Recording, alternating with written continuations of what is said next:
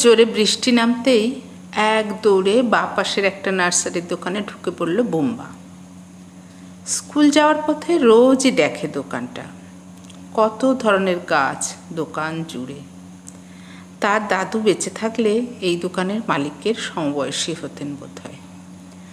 দোকানদার দাদু কপাল কুঁচকে তাকালেন ওর দিকে। তার এই দোকানের এইভাবে ঢুকে পড়া তিনি ভালোভাবে নেননি। বুম্বা ব্যাপারটা বুঝতে পেরেই বোধহয় জিজ্ঞেস করল, আচ্ছা দাদু, তোমার দোকানে এত রকমের গাছ রয়েছে, টাকার গাছ নেই?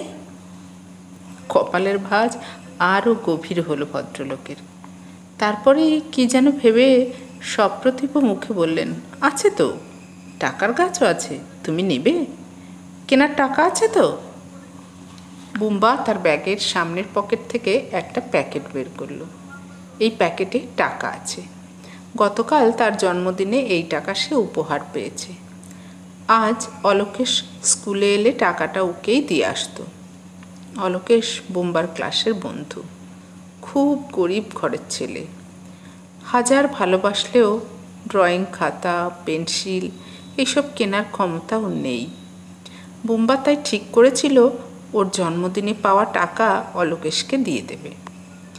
কিন্তু এখন ভাবলো এই টাকা দিয়েই আপাতত গাছটা কিনি। টাকা পড়া শুরু হলে তখন তো অলোকেশকে দেওয়াই যাবে। ওই গাছ থেকে টাকা পড়বে রোজ? জিজ্ঞাসা করলো বুম্বা।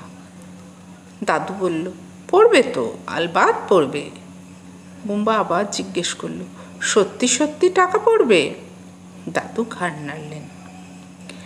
এই টাকার গাছ শব্দটা আজও বাবার মুখে শুনেছে সে।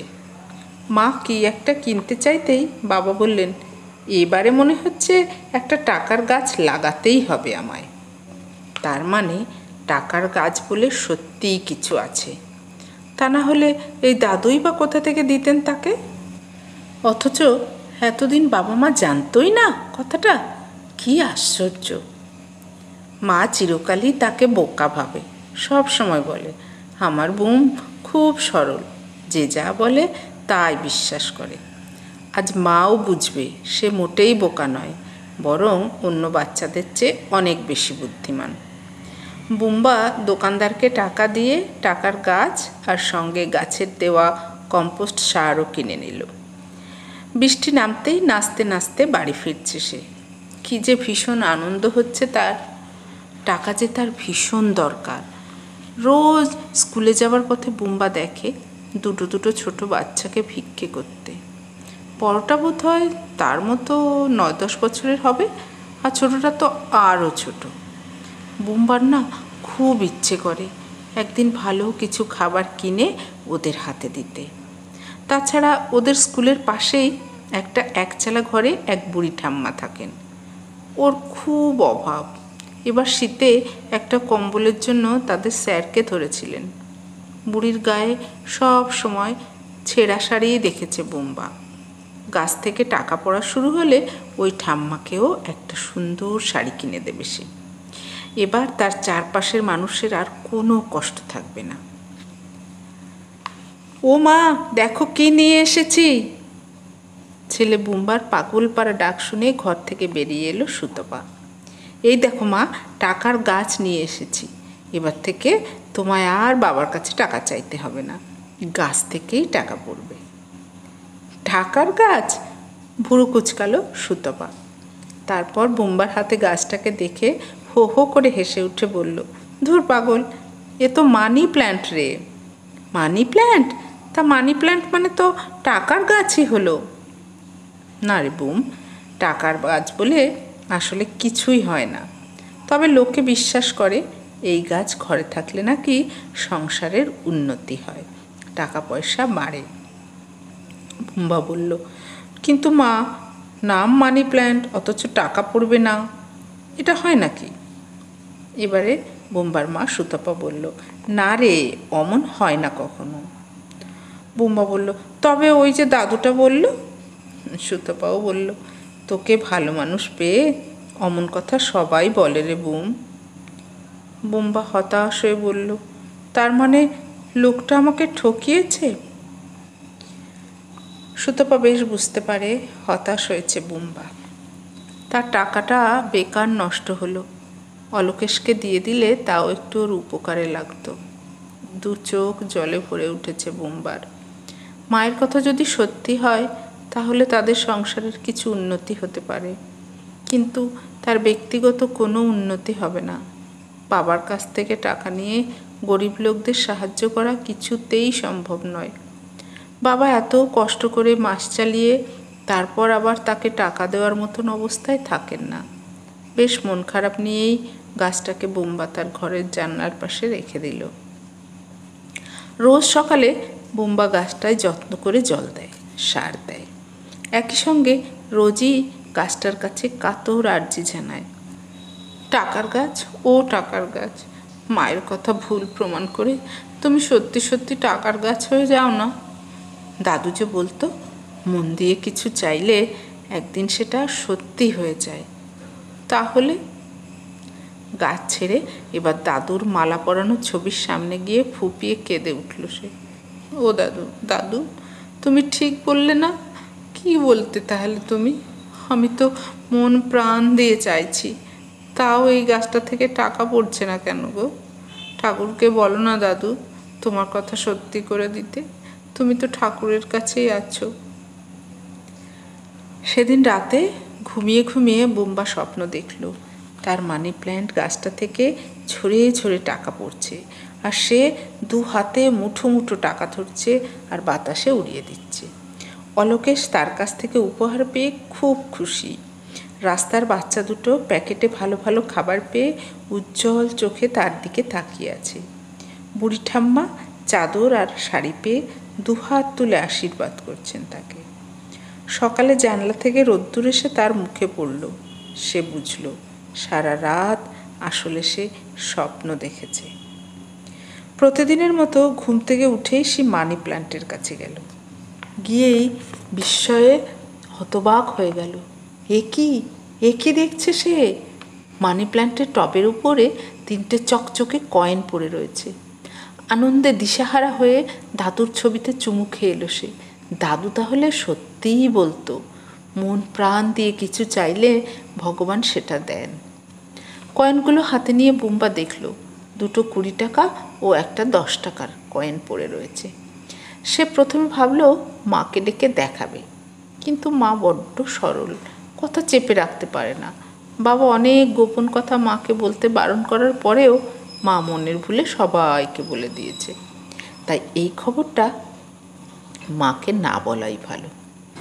এত বড় সুসংবাদ নিজের মনের মধ্যে লুকিয়ে রেখেই স্কুলে যাওয়ার পথে রামকৃষ্ণ সুইটস থেকে 50 টাকার মিষ্টি কিনেছে বুম্বা।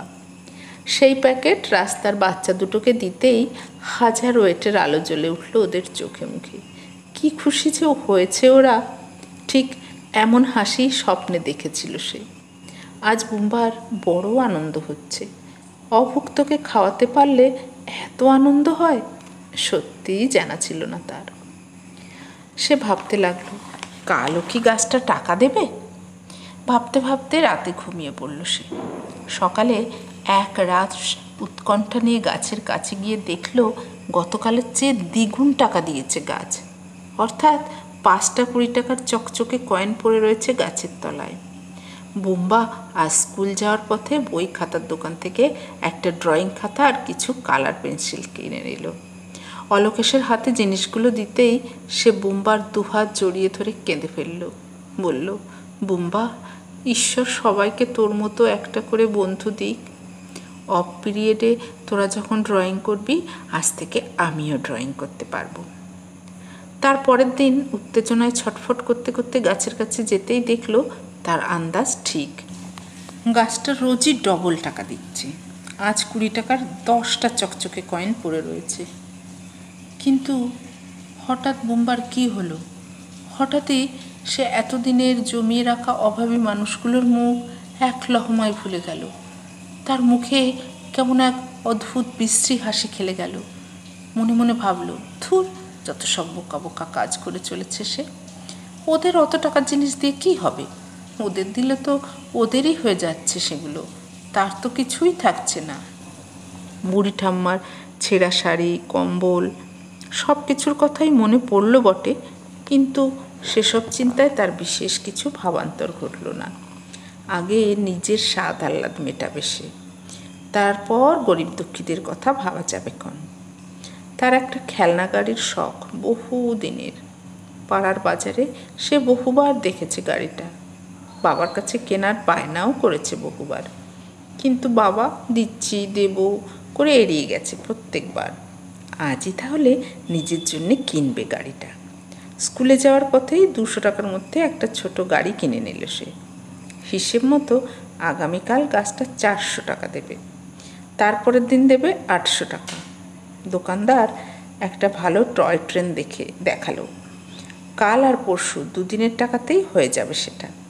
নিজেকে আজ কেমন যেন রাজা রাজা মনে হচ্ছে তার। আর গত 2-3 দিনের টাকা অলোকেশ এবং গরিব বাচ্চাদের দুটোর পিছনে ফালতু খরচ করার জন্য একটু দুঃখও হচ্ছে তার। এতদিন কত বোকা ছিল সে, নিজের কথা না ভেবে লোকের কথাই ভেবে মরেছে। পরের দিন সকালে উঠে অভ্যেস মতোই গাছের কাছে চলে গেল বুম্বা। তার অনেক অনেক টাকার দরকার, খুব বড়লোক হতে হবে তাকে। তার স্কুলে অনেকেই তার চেয়ে অনেক বেশি বড়লোক বলে প্রায়ই অহংকার দেখায় তাকে। এবার থেকে তার চেয়েও বড়লোক হয়ে যাবে ও। ওর মতো বড়লোক আর কেউ থাকবে না। রোজ এইভাবে টাকা ডবল হতে থাকলে কোটিপতি হওয়া তো কতটুকু সময়ের অপেক্ষা। এই ভাবতে ভাবতে গাছের কাছে গিয়ে তার চোখ কপালে ওঠার জোগাড়। গাছ যেমন ছিল তেমনই রয়েছে, কিন্তু টাকা টাকা কোথায়? মন খারাপ হলেও আশা ছাড়ল না সে।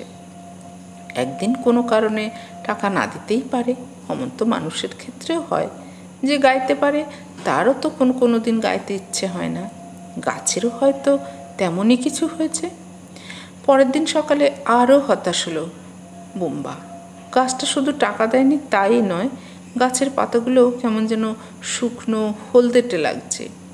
বেশি করে সার দিল বুম্বা, জলও দিল। কোনো অবস্থাতেই গাছটাকে মরতে দেওয়া যাবে না, তাহলে তার সব স্বপ্ন মিথ্যে হয়ে যাবে। 1 দিন 2 দিন 3 দিন গাছটা বুম্বার চোখের সামনে শুকিয়ে গেল একটু একটু করে।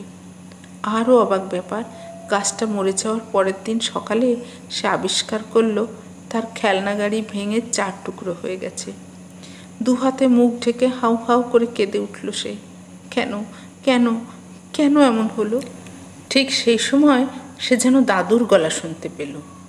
দাদু ভাই, ঈশ্বর কখনো কখনো অলৌকিক ঘটনা ঘটান ঠিকই, কিন্তু সেই অলৌকিক ঘটনা দিয়ে কেউ যদি তার লোভ চরিতার্থ করে, তার মধ্যে যদি লোভ ঢুকে যায়, তাহলে সেই অলৌকিক ক্ষমতা এক নিমেষে কেড়েও নিয়ে নেন ঈশ্বর।